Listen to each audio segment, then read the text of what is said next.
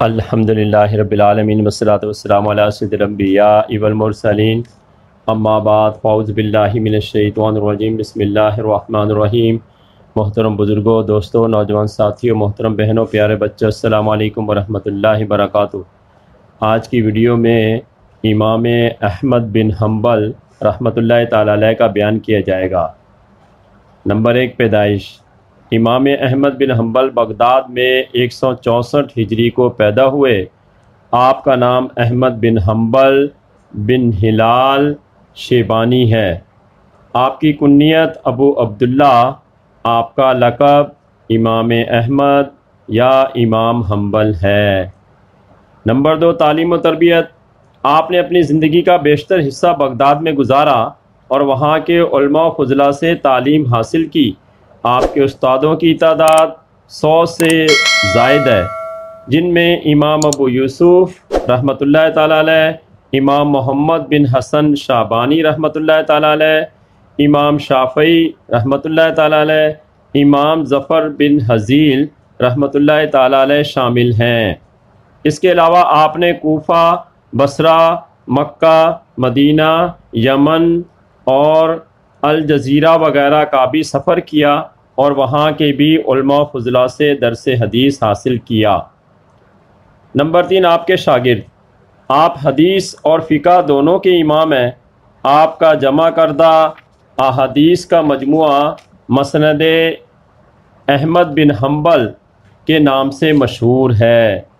آپ کے شاگردوں میں بڑے بڑے لوگ شامل ہیں، جن میں امام بخاری رحمۃ اللہ تعالی علیہ، امام مسلم رحمۃ اللہ تعالی علیہ، امام ابو داود رحمۃ اللہ تعالی علیہ، امام تیمیہ اور ابن قیم وغیرہ شامل ہیں، جو کہ آپ کے فقہ کے پیروکار بھی ہیں۔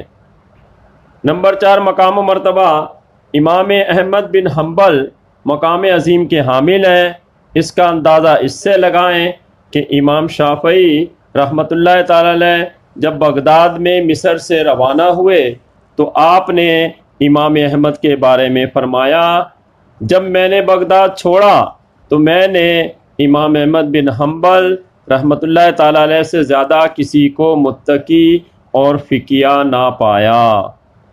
اسی طرح عباسی خلیفہ مامون نے قرآن پاک کو خلق نہ کہنے کی پاداش میں قید و بند میں آپ کو ایسا ڈالا کہ آپ اپنے جسم کو بھی جنبش نہ دے سکتے تھے، اور اس دور کے جن علماء نے اس کی بات سن لی تھی، ان پر دنیاوی نعمتوں کے دروازے کھول دیے گئے تھے۔ امام احمد رحمۃ اللہ تعالی علیہ نے سب مصائب برداشت کیے مگر قرآن کو خلق نہ کہا۔ اس سے آپ کے مقام و مرتبے کا اندازہ لگایا جا سکتا ہے۔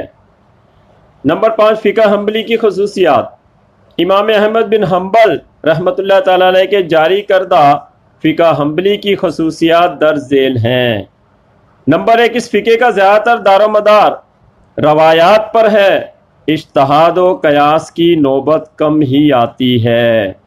نمبر 2، اس فقہ میں عام طور پر حدیث کے ظاہری الفاظ پر عمل کیا گیا ہے۔ نمبر 3، حنبلی مسلک کے ماننے والوں نے تقلید کی رد میں بہت کام کیا ہے۔ نمبر 6، وصال۔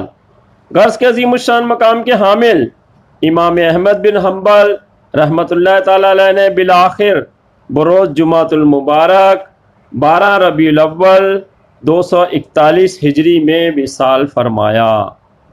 بوقت وصال آپ کی عمر 76 برس تھی۔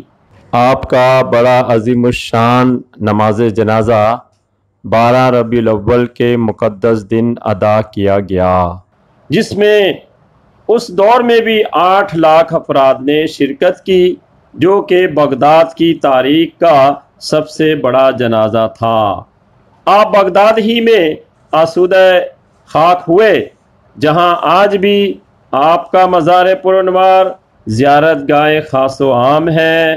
خدا ان کے درجے بلند کرے اور ہم سب کو بھی امام احمد بن حنبل رحمۃ اللہ تعالی علیہ کی طرح دین اسلام کی خدمت کی توفیق عطا فرمائے۔